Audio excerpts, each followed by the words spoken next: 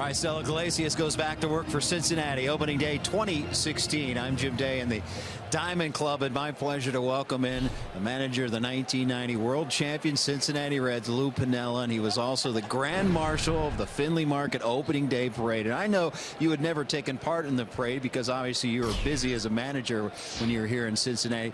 Did you realize how big of an event it is? I had no idea. In fact, I had a great time today, and I was so humbled.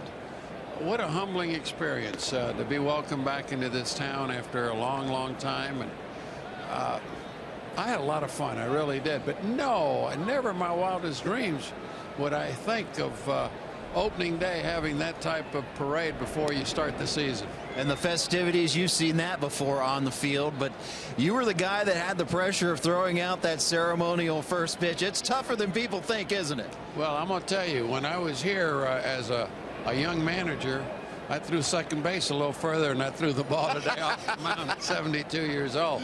But it was a thrill. It really was. And I told Hatcher, I said, Hatch, you know, I'm not too sure. You better come get the ball if it starts sinking a little bit. And that's exactly what he did.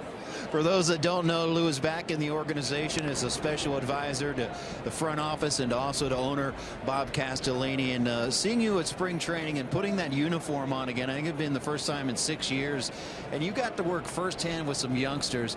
It looked to me like it reinvigorated you. Did it? It was fun. It really was. I hadn't had a uniform on since my last managing job, and that was 6 years ago. So yeah, I enjoyed it. You know, I enjoyed also shooting the bull with and talking baseball with Billy Hatcher, with Eric Davis, with Barry Larkin, with Billy Doran, guys that I managed, Ted Power, the guys that I managed here in 1990 and when I was with the Reds. So yeah, it was fun for me. It really was. It got the juices flowing, and but the only adverse thing was the fact that the trip from Paradise Valley to Goodyear was about 50 minutes back and forth in traffic every day. Outside of that, I couldn't have enjoyed it more.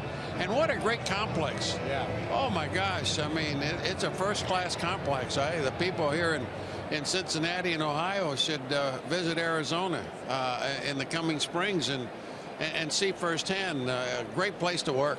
One last question for you, Lou. You saw a lot of young talent there at the Goodyear complex.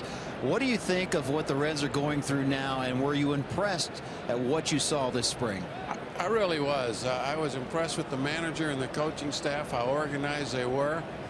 I was impressed with the attitude and the work habit of the players. They worked exceedingly hard. They were well prepared. I had a great spring, and the good thing about it is not only did they have a great spring, but as it ended, they ended up on a really high note, which is good to see. Look, it's a young club. It's a club that's going to be inconsistent at times, but believe me, their young talent from an offensive standpoint is good enough to score runs sufficiently enough to win up here. And their pitching, once they can get healthy, I mean, their pitching staff's going to be fine. So I look forward to a team that hopefully can start around 500 for the first month or so of the season, and then from then get better and progress as the season goes on.